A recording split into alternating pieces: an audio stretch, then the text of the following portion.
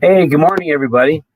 Welcome to episode 31 of Cars and Coffee. And if you're a car guy like me and you want to learn more about performance, then you're in the right spot. I'm Kenny Brown. Over the next hour, we're going to kind of share some of my experience, my vast experience, I would say, from professional motorsports and building great cars, and share it with you. You can get the benefit of all the mistakes I've made, so you don't have to make some of them. But today we also have a special guest. Tony the Tuner is going to be with us a little bit later on. He's one of the top tuners in the country to give us a few tips on tuning your Mustang. And going down my handy dandy list that Carrie gave me, let's see. Oh, so stuff I forget to do. If you're on, we're live on Facebook and also YouTube. And if you are on YouTube, please subscribe to our channel. And if you click the little bell, I'm getting better at this, click the little bell, you'll get notifications on when we go live. Let's see, of course, questions, send your questions in. I'm always open to answer questions. Today we're going to talk a little bit about the IRS in Cobras. And we have a lot of people converting Fox bodies to IRS cars, which is really kind of cool. And I've got some, my artwork this month is the Formation Finish. This is another work by Nicholas Watts, one of my favorite automotive artists. I've got quite a few of his pieces. And this is the 1966 Le Mans and the three Ford GT40s finishing Formation Finish. That's why it's called. I think the lead car was driven by Chris Samus and Bruce McLaren. Back then, they only had two drivers. Today, some of these teams have like four. So, I don't know. I guess that's back when men were men. Actually, that's back when racing was dangerous and sex was safe. So, but the times have changed, and we have changed right along with them. I've got a couple of little things. Oh, I don't need to tell you about David's motor. I mean, you've heard me talk about David, the customer I'm helping build a NASA AIX car remotely. Haven't had enough coffee yet. He's building a NASA AIX car. He's on the West Coast, and I'm here in Indianapolis. And the way it started, I think it's a 13 S197, and he really didn't want to go turbocharged or supercharged. He wanted a good naturally aspirated engine. So after a bunch of considerations, I decided rather than, hold on, this is Cars and Coffee, and I haven't quite had enough coffee this morning. So this is your cue to take a sip of coffee. He didn't want supercharged or turbocharged. So, I kind of noodled on it. And what I decided to do is use a 351 Windsor, all aluminum. So it was light, and originally wanted to stroke it at a 427, but our engine guy was talking to me, and he said for road race applications, he thought the 427 stroke was a little bit too much. It would rev better with a little shorter stroke, so we ended up at 408 cubic inches. And being all aluminum, it's light, it's dry sump, it's a really cool motor. And just to give you an idea why I went with the Windsor, the Ford Performance 5.2 XL, which is the motor everybody wants to use, is like 580 horsepower at 7,800 RPMs, 445 pounds of torque at 4,500 RPMs. Now, okay, ready for this? David's engine made 652 horsepower at 6,900 RPMs. At 7,000 RPMs, he's still making 650. 553 pounds of torque at 5,500 RPMs. That means that at 4,500 RPMs, where the Coyote makes its best torque at 440, at 4,500, he's 515 pounds of torque. So 70 pounds of torque up, and overall, he's over 100 pounds of torque up over the Coyote. And, I have an old saying, it's not my saying, it's just been around for a long time, that horsepower sells engines, torque wins races. So, we've got a real torque monster going into David's car. I'm pretty happy with the results. I've just been dying for weeks to find out what it says on dyno, and I finally got the results this week. So, moving right along,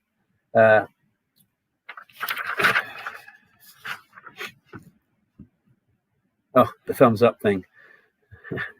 She always highlights what I forget to say. Please give me some thumbs up, and of course, send some love with little hearts.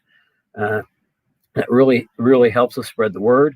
And if you've got some friends that you think could benefit from what we talk about here Saturday mornings, please share. It's the more the merrier. And if you're not a member of the Speed Therapy Society, I recommend that you join. I think we're over 500 members now, and it's all like-minded car people. There's a lot of camaraderie, a lot of chatter, lots of car pictures, and that's where the questions I talk about on Saturday all come out of the Speed Therapy Society. So if you're not a member, please join. And okay, I'm getting down the list. I'm not forgetting too much this time. Oh, sign up for the newsletter. I almost forgot that.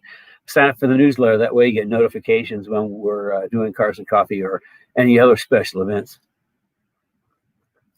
Speaking of special events, this Wednesday, if you notice, the frost isn't heavy enough yet, so I'm still plugged up from all my sinuses. Although it was frost yesterday morning, but not quite enough. So I'm hoping it's like a bittersweet. I want a frost to kind of kill all the pollen, but at the same token, I'm not really looking forward to winter. So anyway, special events. This Wednesday evening, I did a special event. It was on the SM95 platform with the Cobra 99-04 with IRS. And also it was about the IRS. We have a lot of people that are putting the Cobra IRS into regular SM95 GTs, and also kind of like the big wave right now is putting IRS into Fox bodies. And so we had it was a really nice, I thought it was a nice presentation. Everybody seemed to learn a lot, but the big thing was the IRS package is what I talked about the most. And what we've done in as far as upgrading, but let me back up a little bit. My experience with IRS goes all the way back to the 70s, dealing with SECA open wheel cars, from the Fords, Formula Atlantic, Super Vs, and then back then I worked on a bunch of Triumphs, the Triumph TR6, the Spitfires. They all had independent suspensions. So when it came out in '99, the Mustang, it was no big deal to me. I mean, kind of like the rest of the Mustang world went into a tizzy because they were at the time maybe 99% drag racing, and they just didn't know what to do with it. Well, I knew what to do with it. So that's when we started working on it, and we've sort of, I would say, we are the experts for the SVT Cobra IRS. And we still support the 99-04 Cobras with suspension pieces and technical support. So it's a pretty cool platform, and I see us supporting the IRS for many years to come. But anyway, I talked about how in the process of, we have like 4 phases of upgrading the IRS package. The first is to kind of stabilize the differential and steering. It's a forward torque brace and aluminum diff bushings. And with the aluminum diff bushings, we can actually put the pinion angle up, which in a lot of cases helps reduce driveline vibration. We had a car, and I can't remember, 2001, 2000, something like that. The guy was suffering with driveline vibrations. He had it at his Ford dealer multiple times. They changed the drive shaft, axles, everything. It wouldn't go away. He brought it to us. We just put our aluminum diff bushings in and changed the stack around and put the pinion angle up. The vibration went away. And the other part of the phase 1 is the rear steer kit that actually takes some of the rear steer out. I didn't say bump steer, I said rear steer. What I found in testing at Road Atlanta with Ford Racing and their FR500, that's, for those of you that don't remember, that was an SN95 with double wishbone front and IRS rear. At the very back end at Road Atlanta, there's a double right-hand turn. On the second right-hand turn, the car got loose. So when I came back, I started playing with my geometry program, and what I found is that when it gets to a certain point of roll, and don't ask me what it is because that was too long ago, when it gets to a certain degree of roll, both rear wheels steer the wrong way. So that's why I was feeling kind of not quite a snap oversteer, but just all of a sudden the car wanted to get loose at the back. So what we do is we actually modify the pickup point on the carrier to take some of the roll steer out. And we've had people tell us that it helps a lot in acceleration. They can see in the dyno the wheels don't want to move so much. So that's kind of phase one. We stabilize the diff and steering, and that's on the path to start to get rid of the wheel hop. Well, the wheel hop is due to a lot of soft rubber bushings, and the fact that when the tires grip, everything twists and release, twist and release, twist and release, and that's why you get the wheel hop, and there's not enough shock or spring to kind of control all the motion in the back. So that's starting in phase one. Phase two is where we really start to improve the wheel hop, as we go to one of our tubular lower control arm, and also convert to coilover. By converting coilover, that does a couple of things. First of all, it gives me complete control of spring rates. And those of you who've been with me for a while know that I custom pick the spring rates for every customer based on their application. And then with the shock, we have a much better shock. In fact, the shocks are custom built for me by Strange. A long time ago, we used to have Conies, but it was a special build, and it took like sometimes 2 months, and that was too long. So got together with Strange, and I took my shock dynos up and said, "This is what I want." I said, "Fine, we can do that." So we got the coilovers in the back. You need a single adjustable or double adjustable. 90% of the people don't need double adjustable. Single adjustable works fine. Anyway, that's kind of like phase two. We got a good shock, a good spring, and a super strong tubular lower control arm. Phase three is pretty simple. That's just a tubular upper control arm to take some weight off, and that's a really nice piece. And then stage four, which is the biggie, is we take the carrier and we whack off all the pickup points, and we actually make new brackets, and we put them back on in different positions. So I completely alter the rear suspension geometry. We also even take the inner point down lower, so that we take all the roll steer out. We just started doing our rear steer kit a long time ago. And I see other people in the market now, they're doing what they call a rear bump steer kit. But to me, bump steer is the front of the car, that when you turn the wheel and you get a bump, the steering changes. At the back, and the rear wheels don't turn. They're just going up and down. So to me, it's not bump steer that's the problem, it's roll steer. So that just goes to show you that I get copied, but people don't know why, but they'll copy me anyway. So anyway, that gets us through phase three. And at phase four, we're talking about the geometry on the K-member or the carrier, and we take all the roll steer out of it. We move the inner pickup point down even lower. And then we also whack off that great big ugly mount in the back, and we put a bracket that bolts right to the rear frame rail. So it's just solid. It just bolts. It's a solid mount. And all that really, the whole package. The car is just drive like a dream, especially teamed up with my front grip kit with the K-member and control arms and Caster Plus. Like I had that in my track car Kermie, which was a 2001. Actually, it was my 2000 SEMA car, and I could drive that car all day. I could put anywhere on the track I wanted. So we can really make this IRS geometry work. One of the questions we got Wednesday night was, somebody asked, they said, "What's the process of sending the cradle in?" Because what we do, you need to send your cradle in, and we'll modify it and send it back. Now, if sometimes we'll be one ahead on cradles, and if we one ahead, we can send that and trade you out. But we either have to have your carrier or a big core charge, because they're kind of getting a little hard to find. But he asked what's the best way to get there. This is an interesting story. We've been struggling come up with a cost-effective method for shipping these carriers. And one of our customers discovered a while back that the most cost-effective way to ship it is by Greyhound, believe it or not. Stick it on a bus. So that's what we're doing. Now we've shifted all our transportation of our IRS carriers to Greyhound.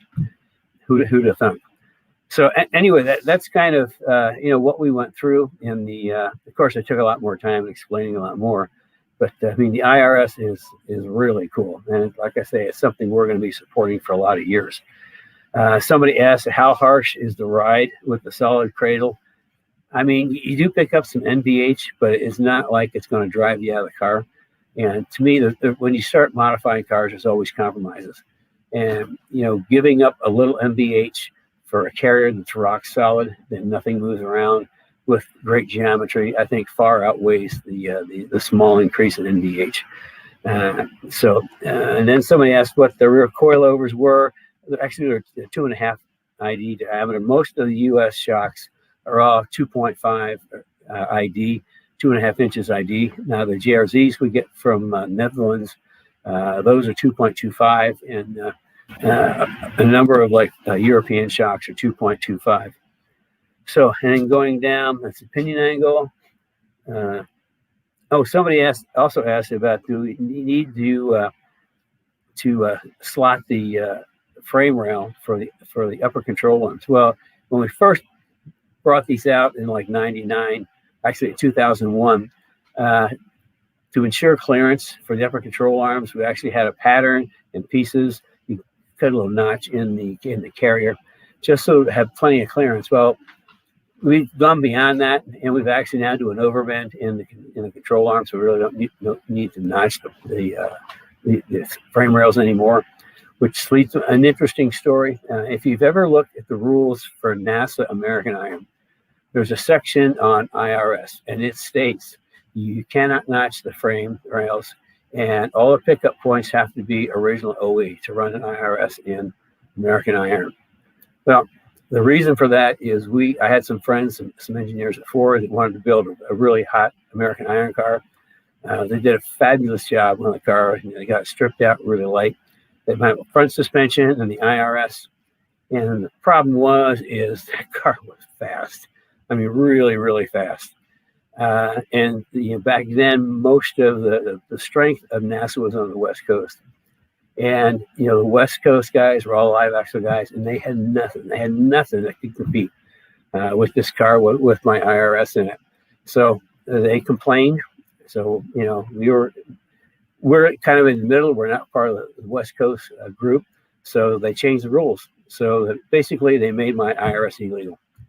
So if you read through NASA rules and see a paragraph on IRS, that's because of myself and a couple of really talented engineers from Ford.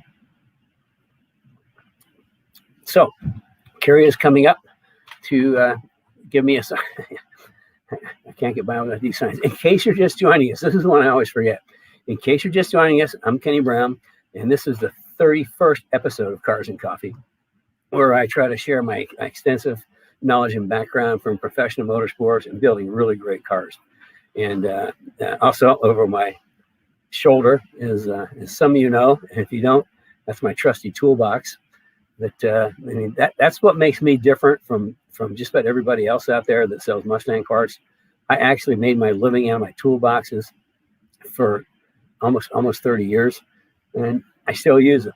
And that top box, my Go box, has been with me to just about every major racetrack in North America and up into Canada. So that's why it's sitting back there. It's kind of like, this is my experience back there. So you took the sign down too fast. Oh, in case you're just joining, yeah, I just said that. Well, I just want to comment before you introduce Tony is we had a question that I'll have you answer after Tony's finished about what about an IRS and an S197? That's a good question. Why don't I just answer that right now? You think so? Okay. Somebody asked about an IRS and S197. I can tell you that is something I've thought about, and I think, it's like it's kind of like turning up in the back there how to do that. It's a little bit of a challenge just because of how the frame is in the back. I haven't really taken a super close look at it, but I have thought about it because we make these IRSs work super, super good. And right now, our focus is completely on introducing a new rear suspension piece that I will be introducing in a few weeks because we filed the patent on it last week. I've been working on this for years. It's an amazing piece of kit for the back of an S197 Mustang, and we'll be introducing that in probably a private session in the weeks to come.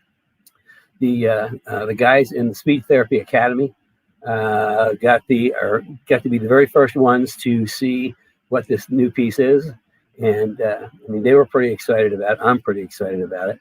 And we'll probably do like a special session, kind of like we did Wednesday night was all about the IRS for the SN95.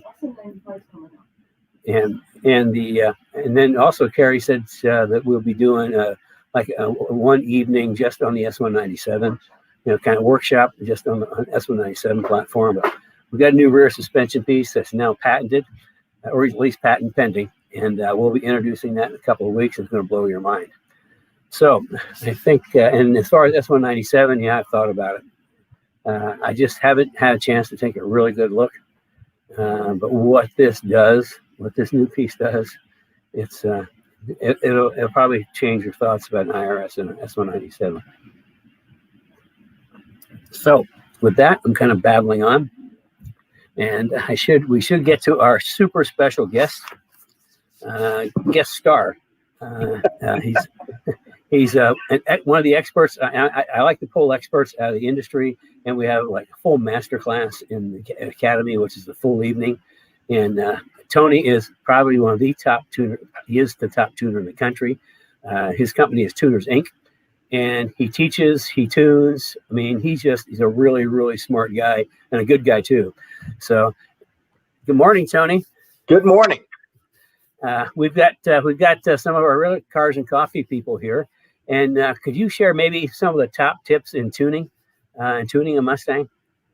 Sure. I mean, so I thought about this the other day, and I was trying to figure out the best way to talk about it. I'll just talk about it in the perspective of the road racing stuff to begin with.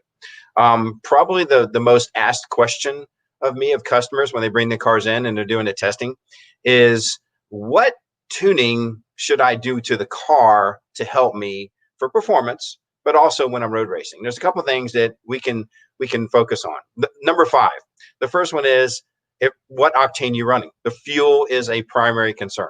If you're running E85, that's a concern. If it's running 93, if you're running 87, if you're running 100 octane, if you're running 110 octane, each of the gasolines have a specific stoichiometric ratio that we need to tune to. Give an example. If the car was a 2007, and let's say we were in 2007, gasoline back then, the stoic was 14.64. So all our tuning was based on that. Well, nowadays, everything's 10% ethanol. So with 10% ethanol out there, our stoic is now 1408. So right off the beginning there, we're 0.6 difference right off the base. So we need to correct that in the tune. And we have access to the fuel stoichiometric. If you're running VP Empty Squad or you're running MS 109, each of those fuels have a specific stoichiometric, and that needs to be set in the tune. So that's the first thing when it comes into tuning is what fuel are you actually going to be running?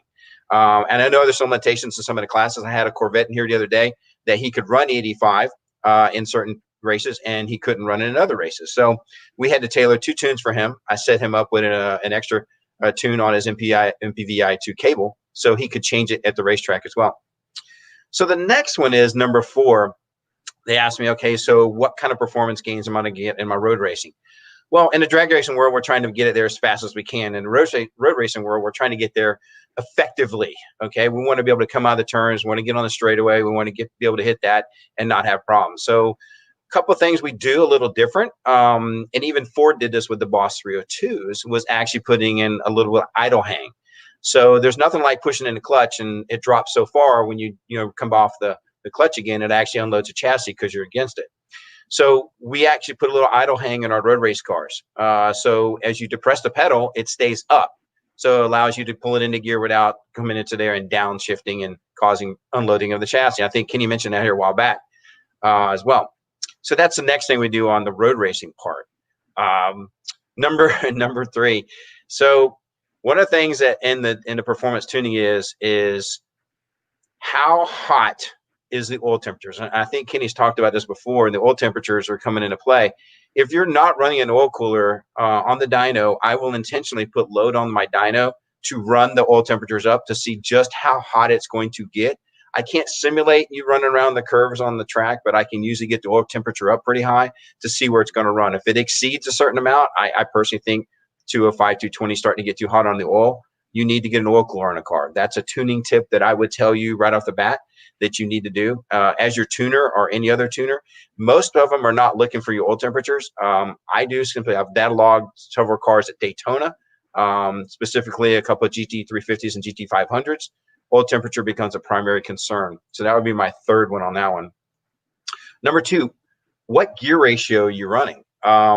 A lot of people forget that the gear ratio is the effective part of getting you there. If you're only using part of your power band and you're not in the right power band between it, you need to make sure the gear's correct. I need to know what gear you're going to run, set up the gear ratio in the rear of the car, effective making your speedometer correct, so you know what's going on. And again, that actually works with the idle hang as well. Number one, the primary thing we deal with. Okay, so in the tuning world, we want that extra 10, 15 horsepower. Sometimes the effective horsepower is only roughly from, let's say, a Coyote, from 68 to 7,200 is peak horsepower. We can pick that up. Now, under the curve, if you're not paying attention to it, you can actually lose some of that horsepower and torque. Most tuners will actually pattern it for the peak horsepower. We need to keep it under the curve. Under the curve is what you're going to feel when you come off of that curve or at the turn and you're getting on the pedal. So we want to make sure that the power band is all the way across the curve, not just peak. If you make, an extra 10 horsepower at the top, but down below it's only like 1 or 2 horsepower, it's kind of a waste of your money and time. You want it across the band. That's the most important part. Later model vehicles, we're using variable cam timing to control that, as well as, again, with the right gear ratio to keep yourself in the power band the whole time. I kind of hit 5 of them pretty quick. There's lots of things to talk about. Those are the first 5 that I kind of came out with, and I know everybody has some questions here, so hit me up. Let's go for it. Tony, why don't you before we get, I got the first question for you. Okay. But before we get into questions, why don't you tell these guys some of your backgrounds? It's absolutely fascinating. So I came home from the hospital in a 64 and a half Mustang, so obviously I was going to be the destined Mustang guy. And throughout my teenage years, I was always involved in cars. Bought my first Mustang was a 68. And actually, the very first place I ever ran the car, believe it or not, was a road course. True story, automatic car. They had a Porsche club, had a little cone set up. I went out there, road raced the car. Obviously, didn't do very well, but it was fun, and I enjoyed it. And then obviously went more into the drag racing later on. But I went in the Navy. I wanted to be a heart surgeon. Money wasn't there for college, so I went in the Navy to make the money. And fell in love with a passion. I tracked submarines for a living in the military, became a master training specialist, curriculum developer, which put me in the mode when I retired in 98. I was full-time tuning cars, as well as I started teaching for multiple companies. So we've built everything from, we had a Ford GT that we ran to Ford Proving Grounds with Gene Martindale and the whole crew out there. That was a pretty proud moment. All the way to my normal customers every day, which people going drag racing today at the track. And I just finished helping out a circle track guy, a road race guy, and his Corvette last week saved him from a catastrophic failure. So I've been around doing a long time. It's my passion. I enjoy doing it. I've been doing it 35 years, tuning cars, from carburetors and distributors all the way up. And every day you learn something. And I tell people that if you're on here with Kenny's thing, learning as well. So every day we learn something, and that makes our passion even better. So that's kind of where I came from. Okay, well, I've got the first question. Okay, here is the scenario. We have in our shop right now, it just came in this week, a 2008 Ford Racing FR 500S. Those were the cars that were built specifically for the Mustang Challenge. And the irony is, this is actually one of the 3 Speedworks cars that I engineered in the Mustang Challenge. But anyway, it's in here, and it's going to be a full Kenny Brown car when it's done. Full suspension. He's getting a new rear suspension that we're going to talk about in weeks to come. Front grip kit, rear grip kit, JRZs, plus the big super Pro 4R big brake kit. Anyway, I thought, well, it's here. Let's give it just a little more juice. We don't want to really go to the max and wear it out. We just want a little more juice. So the direction I want to go, because it's a Ford Racing product, I thought we'd put in the Ford Racing hot rod cams, the intake manifold, and the Ford Racing 62 millimeter throttle body. It's already got headers and a cold air kit. Do you have like a tune in the books that would be close to that? Absolutely. That's the nicest thing about being able to tuning this long. And I store everything on Dropbox. So I have tunes all the way back to 97, Kenny. I have tunes all the way back. I have my Fox body stuff along for everything too. So, and I pretty much have every software out there. So I keep track of everything. So I've done several of the FRPP kits. The hot rod cams alone are worth about 8 to 10 horsepower. They're more of an idle chop thing for people, but they do give you an extra around 150, 200 RPM with the FRPP intake and that throttle body. That rod kit is basically like a 20, 22 horsepower gain right off the bat. And it's in the peak power where you're actually using it. Cool. Well, that's just, so what you're telling me is if some of our guys out there have some modifications to their cars, if they call you up, you might have a tune in the books you could just send to them. Absolutely. Absolutely. We've done it. More than likely, we've probably done it. And if we haven't, we're going to investigate and make it right. And the company is Tuners Inc. Tuners Inc. of North Florida. Like I said, I've got a full all-wheel drive dyno in my facility. I actually don't turn wrenches anymore. See toolbox on your back. My toolbox out there, but I don't have time to turn wrenches anymore. I'm tuning 4, 5, 6, 7 cars a day and remote tuning and helping customers around the planet. So, and I'm sure that they can find Tuners Inc. on the internet. Absolutely. So, okay, Carrie, have we got any questions? Yes, we do.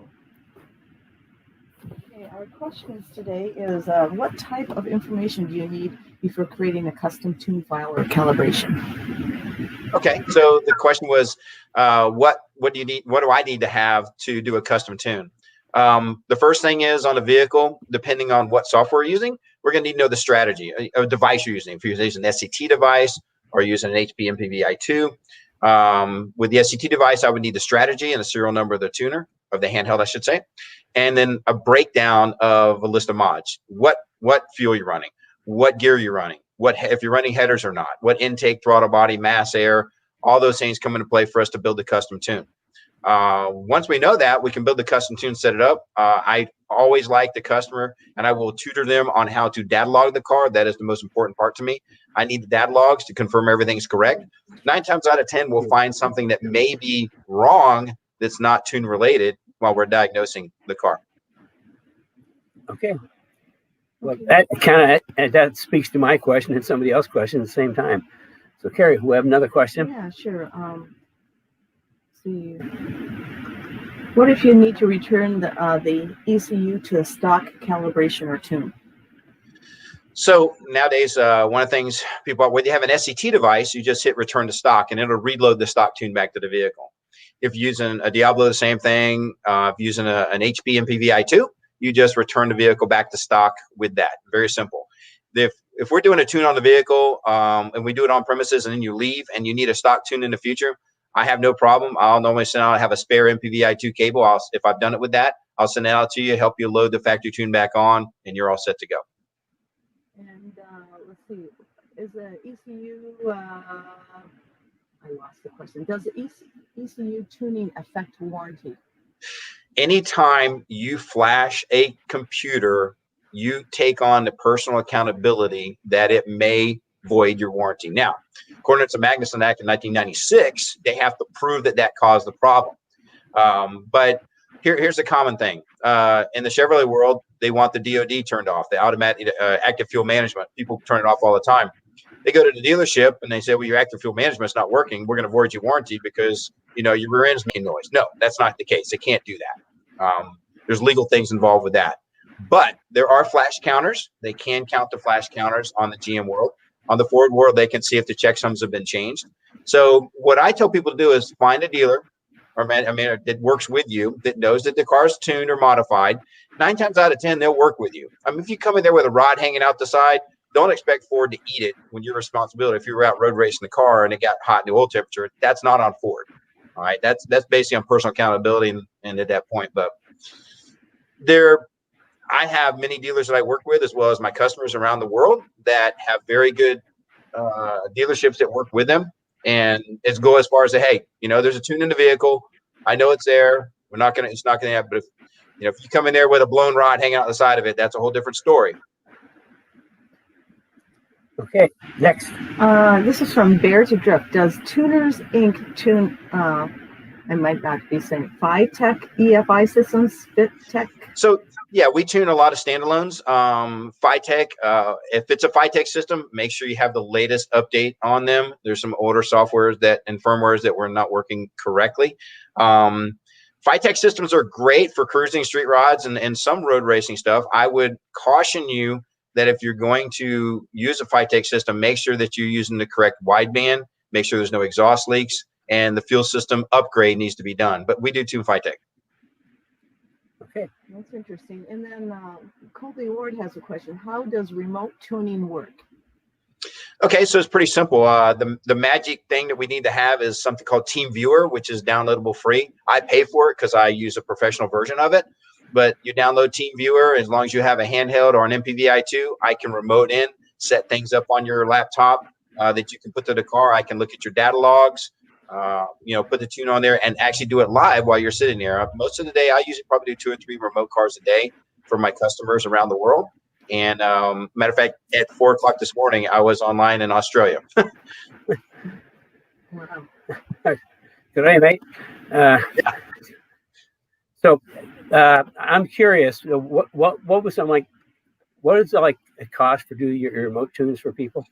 Okay, so if someone calls typical, I had a 99 Cobra guy, call me a couple weeks ago. He had bought an SCT device and he wanted to have a tune for it, and he wanted it remote tune. And it's just a naturally aspirated car. It wasn't crazy combination. He did not have a wideband, so I did have him source out a wideband. Very important to have that because we need to know what the air fuel is. Once we set it up, we had the base tune and 3 or 4 pulls on the street, and he was ready to go. Cost on that, he was looking at $250. Nothing crazy at that point. Depends obviously the combination. If you call me up with a twin turbo and supercharged vehicle, compound boost, it's going to be a little more obviously. But we've done all from naturally aspirated all the way up to twin turbo and compound boost. So that's interesting. That's like pretty reasonable because I know what it costs to go into a tuning shop and get a car tuned on a dyno. So that's a huge savings. Okay, another question, Carrie. Yeah, Bears Adrift has another question regarding the FiTech. Can you remote in on a FiTech? Absolutely. If, like I said, Team Viewer, as long as you have Team Viewer software, I can remote in on the FiTech and adjust accordingly and take a look at the things. No problem. You're looking at the same thing I would be in the software. So as long as we can access it, we're good. On a laptop, that's the key. Okay, I have a 2-part question here from Brian West. When swapping engines across generations, do you have a recommendation for standalone engine management, and how do you make everything else continue to work for street?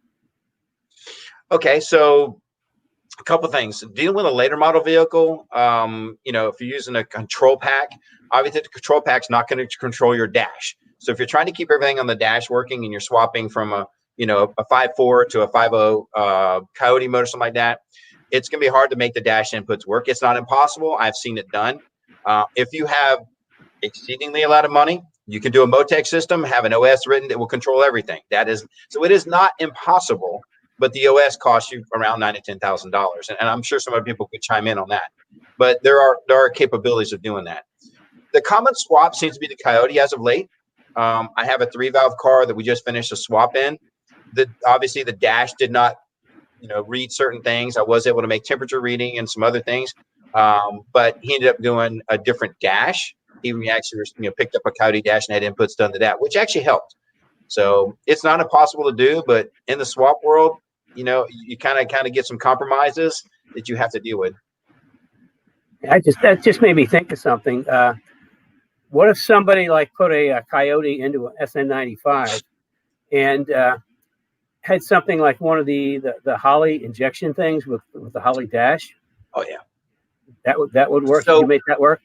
The Holley system's awesome. I went to the Holley schools. I go to school all the time myself, guys. If there's a school out there that somebody's putting on, I go to it because I want to learn every day. The Holley tier schools were awesome. If you ever get a chance to take them, do it.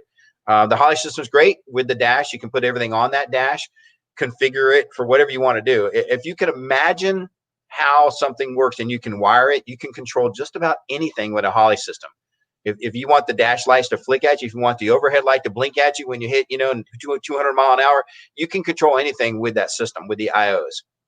Well, that's pretty cool. That's something I didn't know. That's really cool. Okay, I have another question for you. First of all, Tony, let's see, here it is. What about data logging? Obviously, the looking into the engine, the only thing that we can do to see what's going on with the engine, obviously, is data logging. Other than pulling a spark plug's the only thing that tells you what's inside the engine by looking at it. There's nothing else you can physically do at this moment in time. But data logging is the most important part. I recommend, if you are road racing the car, log your car. It may not for every pass, but I actually tell the guys, log the car every time they're on the run, because if something's going on, you come back and you can't determine what it is. You can look at your data log and see. You can see where the oil temperature got high. You can see where the timing's being pulled due to a knock. You could actually see if the car's spinning, just from the fact of the RPMs moving in the mile an hour, not going up, or clutch slip. So data logging is extremely important. There's certain configs that you want to use for data logging. And also remember that most of your data logging will take time or memory. So if you're trying to log every single PID on the software, it's going to take time. So not everything will be accurate. But on a road racing style, I tell the guys, as well as drag racing, data logging is most important. Give me logs. You give me logs, I can tell you what's going on every time. Cool. So, okay, I'm going to getting back to that. So this customer that we're doing, he lives in Nevada with this FR500S and the Ford pack on top. So he could actually download the data into his SCT and then send it to you, and you can look at it and make any adjustments and send it back to him, and he pushes it into the car. Absolutely. We can actually do it while he's sitting there. He could send it to me. I could do a live link right back to it, and set up, fix things or whatever else. Whether it's an SCT device at that point or an MPVI2, HP, or Diablo for the same thing. The data logging we can access, we can see.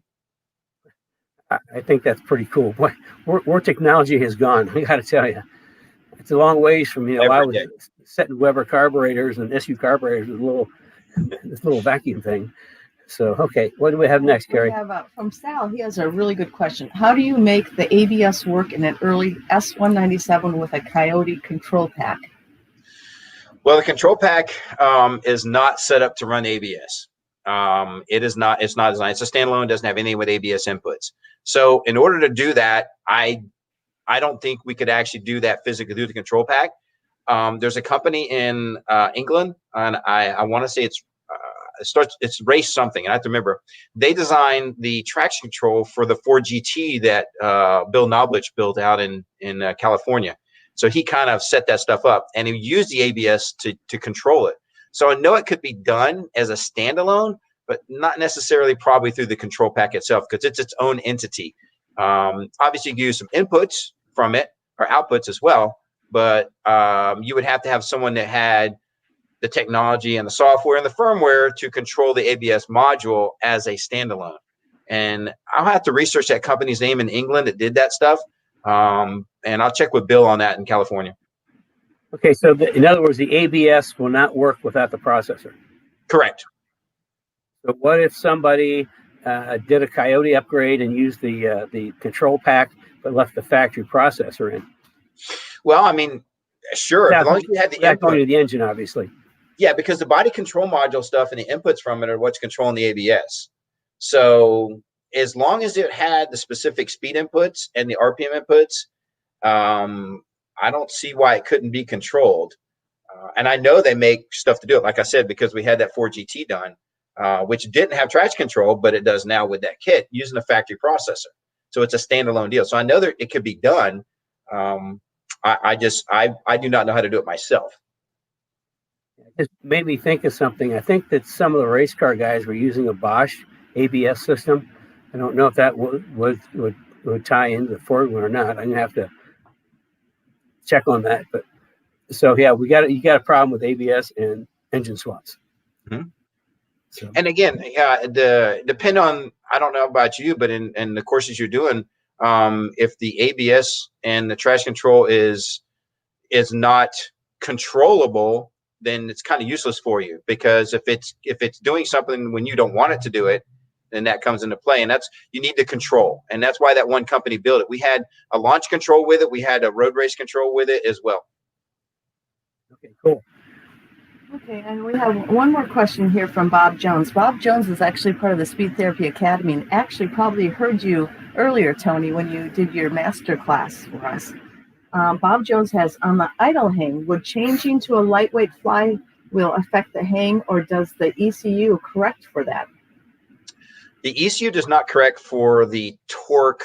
We'll call it kinetic energy, right? So we have a flywheel that has, let's say we have a 60-pound or 50-pound flywheel.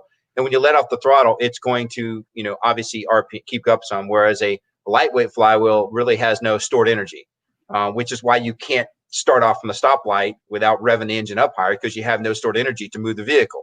So at the higher RPMs, like with the Bosch 302, on the idle hang part, it's more controlled, not really from the throttle or from the flywheel, but more of a throttle RPM versus control at that point. So with a flywheel, I guess I can answer the question. If you change the flywheel, I'm using a Bosch 302 as an example, going to a lightweight flywheel, which I don't think I do because you wouldn't be able to drive it out of the hole.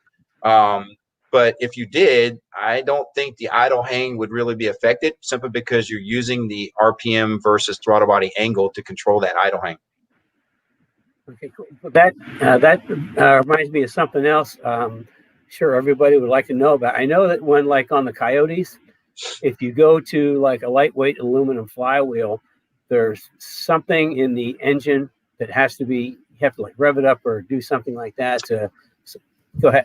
Okay, so anytime, and this is because Ford built this way, the Coyote mode, and most of your late model Fords are this way as well. The crank sensor ring, the actual crank sensor ring is on the back of the crankshaft, and it sandwiches between the flywheel or flex plate, between the two. If you disturb the flex plate or you disturb the flywheel, doing a tranny swap or converter swap or whatever else, if you disturb that, you have to go back and do a crank relearn. And here's why. That actually ring could move plus or minus 8 degrees. So you can imagine the catastrophic failure if they're off on the 8-degree positive side.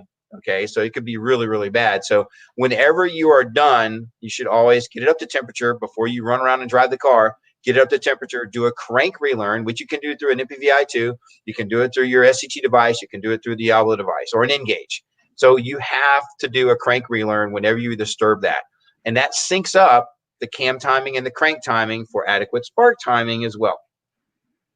Oh, that I think everybody needs to know that, because we get people all the time that put a lightweight crankshaft or lightweight flywheel in, and they'll pick up like a weird miss. Yeah, you'll get code 315 and random misfire 300. In 2011, so you know, the reason I found this out, we actually did several of our first 2011 Mustangs, and we were racing them, and one of the clutches went out. It went to the dealer. They put a new clutch in it. The guy picked it up. The next day calls me and said, "Hey, I blew my car up." And I'm like, "What?" He goes, "Yeah, I'm taking it back to Ford. The motor blew up." He says, "I wasn't even driving it hard." So it didn't even have a tune in the car. So one thing that, he called the Ford dealer and says, "Oh, we'll bring it in. We'll check it out." So he brings it in there, and they're like, "We don't know what happened. There's no tune in the car, and we're not sure." Well, during that period of time, Ford started realizing something was going on. So they realized that the shops, the repair shop, was not doing the crank relearn, and it was costing Ford a lot of money. So now if you go to Ford and you have something done, at the end, the very last thing on that sheet is crankshaft relearn successful or not. And they will not release the car unless the crankshaft relearn is successful. So, and most of your mom and pop shops and other shops don't know this.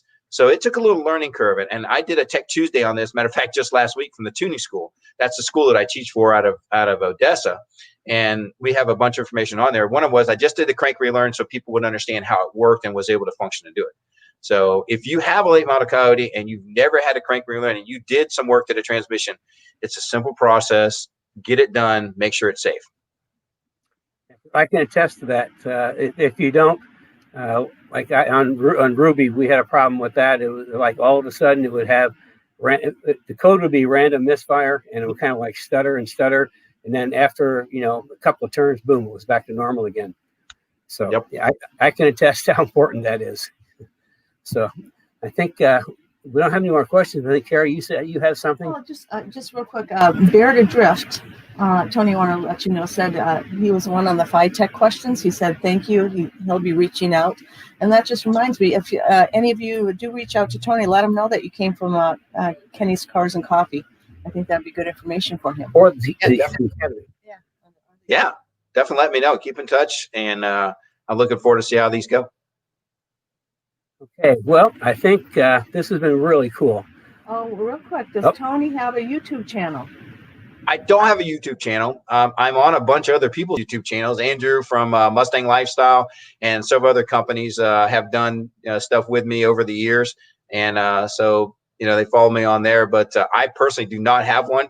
And really, I'm on my dyno from usually 9 in the morning until 6 in the evening every day, tuning cars as well as remoting. So I haven't really ventured into that yet, although people have been asking me. So. Well, we have 2 more questions that just popped up. First of all, Ernie, I apologize. I know your question was asked earlier. I'll ask it now. Can you turn the red key in the Bosch 302? Oh, yeah. So with the software we have now, and I mentioned this before in the masterclass, we can actually do the tune and modify the tune. So you still have both key functions. It's not a big deal. We actually have in the software the way to determine both sides of it using MPVI too. Okay, something interesting about the red key. When it first came out, we put a car on the dyno with and without the red key, and the difference in power was negligible. What we did notice, though, is it seems like the throttle responded a little bit quicker, but as far as power, it just was like a little teeny bit.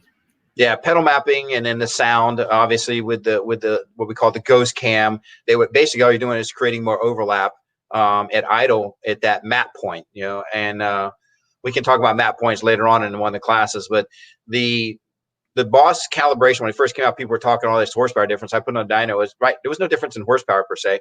Although the throttle is better, the pedal map is better. And if you don't have a Bosch car and you want a pedal map that's better and you don't want to do a stock tune, contact GMS for one of their pedal maxes. It works great. Yeah, we use them on all our cars. Mm-hmm. Anybody that doesn't know what pedal max is, I call it a turbocharger for your right foot, because it just makes the response of your accelerator to the processor to the throttle instantaneous. And it comes with a little knob. You can go from 0 to 100%. And I typically drive avoid the around. warranty. Yeah, I drive around like 60, 70% most of the time. Although when it rains or snow, I go all the way back to 0. Because I found if it's 100% in the parking lot, and you're trying to go around, the car just leaps. As soon as you hit the gas, the car just leaps. It's so reactive. Mm-hmm.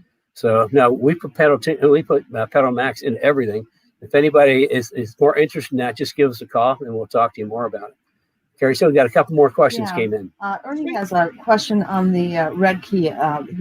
He asked first, but there's a follow up. He says there are 800 changes with the red key. Is it a road? Are there any road racing differences? So there's idle hang, the exhaust burble, as you want to call it, which is diesel fuel cutoff is modified. And I would say you're probably right about 800. I haven't looked through all the changes. I have a difference. I can see the differences in the software. The nice thing about it tells me red key, and stock key. So I can tell what things are modified in the tune with that. So there is some idle hang stuff there. There is, and it was, again, road racing, the burble, the ghost cam, which are all controlled, and there are a lot of little small changes. But as for spark and aggressive power, there's not really any more aggressive power from going to the red key on a dyno. Let's put it that way. Okay, and this is the last. You have. Nope, go ahead. Okay, this is the last question. Bob Jones asked again. Crank relearn for earlier cars too, like the 01? No, there's no need for a crank relearn because your crankshaft, the sensor is actually behind the timing chain and gear set, and it's not controlled the same way. So no, that isn't a concern there, especially, and that's a non-variable cam vehicle, which is one of the reasons why. Variable cam meaning that it's not moving it. There's no phaser moving it, whereas your 04 up has a phaser, it does move it, and even though that one's on the front of it, doesn't really necessarily need a crank learn. But once you have one that's not mounted solidly, like on your 11 up Coyotes and late model Fords, you have to do the crank relearn if it's been disturbed. Okay, cool. Well, I think that wraps us up on questions. Yeah. I want to sincerely thank Tony for being with us this morning. I hope everybody learned a little something. and now you know how to get a tune without spending a whole lot of money. So, he's a master class. oh, and He did a master class on that. yeah, Terry's talking at the same time. Yeah, he did a master class, which was pretty cool because there's a whole lot more information in the master class for the Speed Therapy Academy. But but if you guys like have me bringing some of my friends, my experts in from the industry, let us know. I know a lot of people, and you know, this is something we do for the academy, and Kerry decided we'll do like a shorter version for Cars and Coffee. So if you want to see more of my friends and experts, just let us know. So aside from that, again, I want to thank Tony immensely. This has been really cool. Plus, we'll be getting in touch with you for the tune for this FR500S. Not a problem. So with that, everybody, we will. S197 next week. Oh, Kerry said we're going to talk about S197 chassis and suspension next week. Okay, almost forgot that. We have a really cool brake kit to show. And yeah, and then we've got the big brakes in for this car. I'll show you that. Along with the Jersey shocks. This is going to be a way cool car. We've got our own racing brake package that's pretty awesome, and I'll be showing you guys that tomorrow if you haven't seen it in the past. So with that, really appreciate Tony being here. Hey, and thanks for having me. Yep, for the rest of you, we will see you next Saturday, 10 a.m. Eastern time.